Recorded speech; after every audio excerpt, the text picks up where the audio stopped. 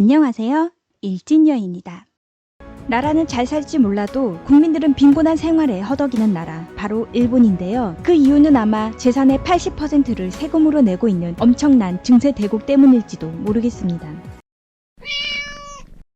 만약 나의 재산을 80%나 뜯어간다면 몇 억대의 연봉자 아니고서야 차와 집을 사는 것은 어림도 없는 일일 것 같은데요. 그렇게나 많이 세금을 뜯어가는 것이 실제일까 싶겠지만 일본은 여러 가지로 unbelievable, 그것은 실제로 일어나고 있습니다. 기사 보실게요. 재산의 80%가 세금으로 손실되는 증세대국 일본의 죄라는 골드온라인 기사입니다. 납세할 돈은 늘어나고 누리는 돈은 줄어듭니다. 종신고용 붕괴, 연봉 하락, 세금 부담 증가, 일본인들이 지금 처한 환경은 세계적으로 봐도 상당히 엄합니다. 배경에는 평균 수명의 고령화가 크게 관련되어 있습니다. 세계적인 관점에서 보면 일본의 평균 임금은 내려가고 있습니다. 저출산 고령화라면 일꾼의 수요는 점점 늘어날 것이니 임금도 올라갈까 하는 생각이 들겠지만 그렇지도 않습니다. 많은 분들이 이상적으로 여기는 노후는 좋은 차를 타고 가끔은 부인과 해외 등 여행하고 싶다라는 생활은 더 이상은 제한된 사람만이 손에 넣을 수 있는 유토피아가 되었습니다. 취미나 여행을 즐길 수 있는 여유 있는 노후 생활을 보내고 싶다면 약 3천만 엔이 필요합니다. 그렇게 풍족한 생활이 아니어도 좋다라는 분도 약 1,000만 엔이 필요합니다. 연금이 약 20만 엔 가량 수급된다고 해도 월 4만 엔은 부족한 것입니다. 평균 수명이 짧아지는 것은 아닐 테니 노후 생활은 길어지고 필요한 돈은 줄어들지 않고 오히려 늘어갑니다. 더불어 세금 부담은 자꾸 무거워지고 있습니다. 나중에 설명하겠지만 상속세, 소득세 세율도 사실상 올라갑니다. 지금의 자산으로 지금 이대로 평범하게 살아도 될까라는 걱정이 되는 거죠. 그래서 젊은 시절부터 자산 운용을 해서 노후 자금을 모아야 한다고 생각하는 사람들이 증가하고 있는 것입니다. 자산 운용이라고 해도 구체적으로 무엇을 해야 할까요? 코로나화로 돈을 늘리는 방법이 있을까요? 주요 수단으로 대표적인 주식, 채권, 부동산에 대해 설명합니다. 먼저 주식은 최근에는 가격 급등, 하락폭이 터무니없는 것으로 나타나고 있습니다. 전문가라면 좋을지 모르지만 일반인이 지금 진입하는 것은 상당한 위험, 꽤 어려운 상황입니다. 코로나 제2파가 우려되는 지금 가격 폭락의 타이밍으로 지금이야말로 살 때라는 목소리도 있긴 하지만요.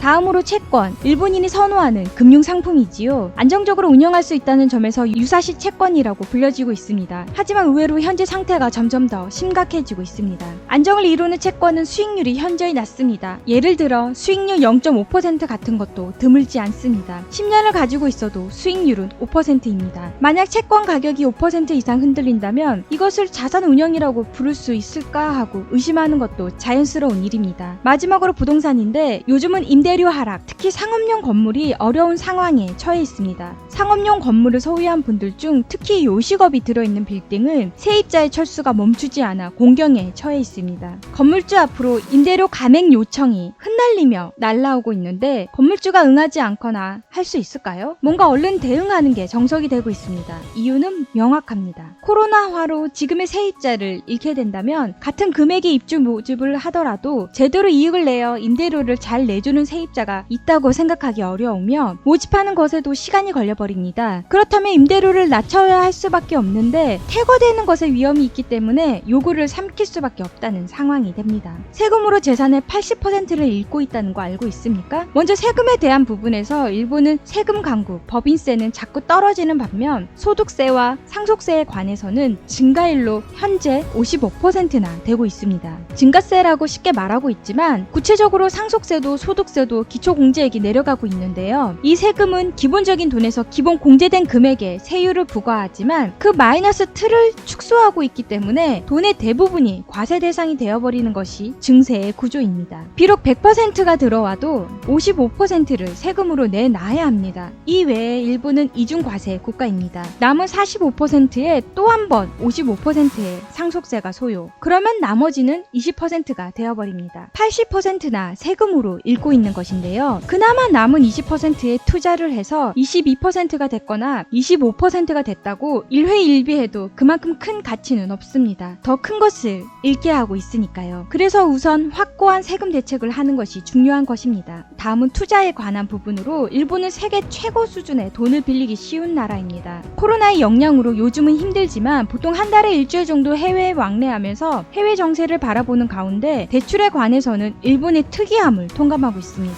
해외에서 얼마나 대출이 어렵냐면 종종 투자하는 것에 50% 정도가 조건이고 금리는 5% 안팎이 많습니다. 한편 일본은 투자 대상이나 대출자의 직업이나 자산 상황 등에 따라서는 풀 파이낸싱이 가능하고 무엇보다 수수료까지 빌릴 수 있습니다. 즉 100%가 넘는 초과 대출을 짤 수 있는 것입니다. 게다가 지급 기한은 20년이나 35년이라는 척도입니다. 이처럼 일본은 다른 나라와 비교해 대출하는 환경이 최고로 좋습니다. 차입하면서 투자를 하는 것은 이론적으로 매우 좋은 것입니다. 물론 지금 사정에 문제가 없다는 대전제는 있습니다만 이라는 기사 내용이었는데요. 그러면 일본이 세금을 많이 내는 것만큼 임금이 높아서 퉁쳐지는 거 아니냐고 생각하시는 분들이 있을지 모르겠는데요. 간단하게 한국과 비교해서 2018년 일본의 평균 연봉은 30만 4,300엔입니다. 한국도 동일한 2018년 평균 임금은 3,634만 원으로 일본과 비슷하거나 한국이 더 높은 수준인데요. 그런데 일본은 여기에서 80%를 떼가니 당연히 국민들은 저축할 돈도 없고 안락한 생활을 누릴 수조차 없는 것입니다. 그에 맞는 기사 보여드릴게요. 가구 연수입 600에서 800만 엔의 현실. 점심을 절약해도 아이가 있으면 저축은 전혀 할 수 없다라는 기사 내용입니다. 금융보험계 근무자인 사이타마 현의 30대 남성은 노후 2천만 엔이 필요한 문제로 우려를 하고 있다. 저축의 필요성을 느끼면서도 현 상태는 자녀가 있으면 솔직히 불가능하다고 털어놓는다. 점심 먹기, 휴대전화를 싼 통신사로 바꾸기 위해 노력은 하지만 저축은 전혀 할 수 없다라고 말했다.